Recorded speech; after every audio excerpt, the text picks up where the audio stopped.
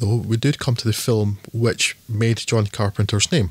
I believe this will be the one you were mentioning earlier, Scott, that came close to an Academy Award for the very little that might mean. No, that's Starman. Is it? Really? Okay, I Yes. haven't bothered doing any research on this at all because, to be honest, I didn't enjoy any of these films apart from Starman. I didn't really want to look into it that way. Yes, no, that was two separate films, but I think unarguably Halloween is his most influential film, what he's ever done made in that. I think so. Again, we covered this kind of more fully back a year and a bit ago, I think, in our 70s horror podcast. But just briefly, in the off chance you haven't heard of it, it's where a young Michael Myers is seen in an introduction stabbing his sister to death, and then it cuts to 20 or 16 years later, whatever it is, with him escaping from a sanitarium, and Dr. Loomis, Donald Pleasance, is sent off to advise on how they can possibly recapture this monster. Myers heading back to Haddonfield, his hometown, and basically stalking and killing a number of young girls, one of which, of course being Laurie Strode, Jamie Lee Curtis, who's been returning to the franchise for 40 plus years now. So it's basically the slasher film. It did a lot of things that were quite innovative at the time, like having a kind of first-person perspective. It's quite notable going back and watching it just the other day that almost nothing happens apart from after the introduction. You've got a whole hour where it's just tension, building up in tension, and that's something that Carpenter can do quite well, as we've seen with various other works that we spoke about in the last podcast. At this point, I've now seen Halloween enough times that it's hard to really get a lot from it. I don't think a lot of people love it and watch it very frequently. I don't really get anything more from it, but as a sort of historical document of what came to rule the genre up until the kind of postmodernist reinvention with Scream and such like that, basically every slasher film after Halloween really ploughed the same furrow that John Carpenter digged in this. It's got that incredible score, which is probably Carpenter's most famous.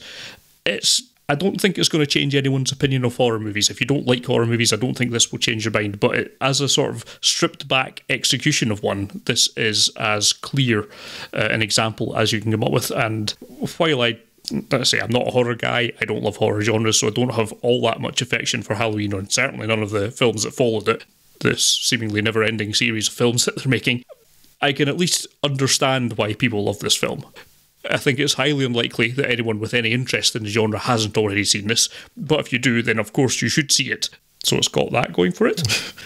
I didn't actually get an opportunity to rewatch this podcast because unfortunately this is even a hint of hyperbole. I have had 2 hours of sleep in the last 48 hours, and I was falling asleep watching other Carpenter films for this, and I never got around to falling asleep during Halloween. But this is one of a handful of horror films that I saw at an age when I really ought not to have been watching it. Yeah. I have the feeling this would have been probably a late night Channel 4 thing. Yeah. And I can't remember exactly when I watched this, but I have the suspicion that I may not have even been into double digits of age yet. Mm-hmm. So really ought not to be watching it. And Nightmare on Elm Street was another film. It's exactly the same I watched when I was far too young. And unlike almost all other horror slasher films I've ever seen, they've stuck with me.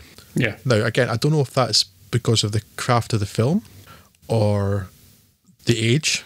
Maybe both. I do have the feeling that once you're beyond 12, films simply aren't scary anymore because it's for me they aren't unless they're The Omen, and that's not scary in the same way. But I do find that some of it is striking. It's an archetypal film, Scott. You're absolutely right, and I don't. It's so long since I've seen it that I remember so little. But from that very first viewing, the moment when he murders his sister, that I've never ever forgotten that. I can close my eyes and see that scene perfectly because it's such a shocking scene. Yeah. And it's so effective too, establishing the tone of the film and the character as well. So without having seen it in any recent time to say whether it holds up at all, it's certainly worthy of the term iconic. It's a horribly overused word, but I think Halloween certainly is one. There's a couple of Carpenter films that are worthy of that term, and this is another of them. Yeah. But still, my current working hypothesis is that as soon as you're not a teenager anymore, there is no such thing as a scary film, and I've seen nothing to dissuade me from that theory, so that's what I'm going with. But certainly, it's a well-crafted, probably not scary anymore film. That's my ringing endorsement of it. Yes, and there's a few more horror films that we'll speak to, and none of them are remotely scary, so Well, it's got that.